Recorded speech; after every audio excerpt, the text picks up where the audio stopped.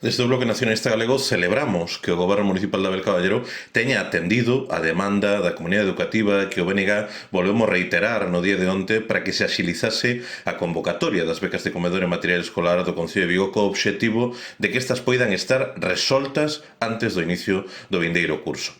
Na Xunta de Goberno Local, celebrada esta mañá, veñen de aprobarse as bases desas bolsas municipais para o vindeiro curso, sen entrar a valorarmos a curiosa coincidencia de que xusto un día despois do noso reclamo público se incluíse esta cuestión fora da orde do día prevista e como asunto urxente, cremos que é unha rectificación positiva do desleixo practicado nos últimos anos. Nese sentido, queremos alentar en positivo a Conselleira de Política Social a axilizar tamén a apertura do prazo de convocatoria e que sexa realidade ese horizonte do 3 de marzo para que as familias poidan solicitar estas bolsas. Isto suporía un importantísimo avance tendo en conta que o curso pasado as bases foran aprobadas o 13 de maio, pero a convocatoria tardou inda 3 meses máis, até o 13 de agosto, en formalizarse e atendendo ademais o feito de que as bases que se veñen de aprobar prevén que o Concello poida dispor de até 6 meses para tramitar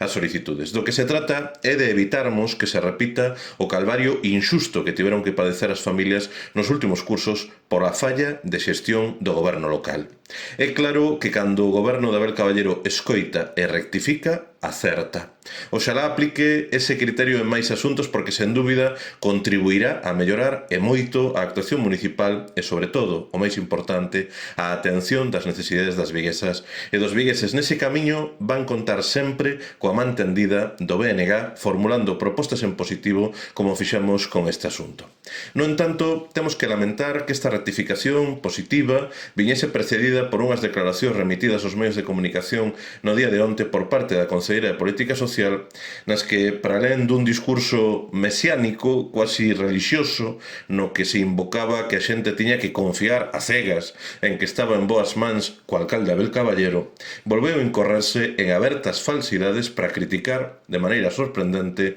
o BNG. Dixo literalmente a señora Yolanda Aguiar que cando o BNG gobernamos esta cidade non había axudas a comedores escolares, algo rotundamente falso que pode comprobar xa non só nos expedientes municipais, senón mesmo acudindo á hemeroteca. Baixo o goberno liderado polo BNG, con Ana Gandón como conselleira de Educación, había becas que ademais cubrían o 60% do custo mensual do servizo de comedor. E por outra parte temos que lembrar de a señora Aguiar, confiando en que as súas declaracións fosen froito do descoñecemento ou da ignorancia, que foi precisamente o empeño do Bloque Nacionalista Galego nese período de goberno o que conseguiu que o número de comedores escolares pasara de apenas 10 no ano 1998 a preto de 60 na altura do ano 2003. En 4 anos, o BNG multiplicamos por 6 o número de comedores escolares na cidade no que foi un dos grandes fitos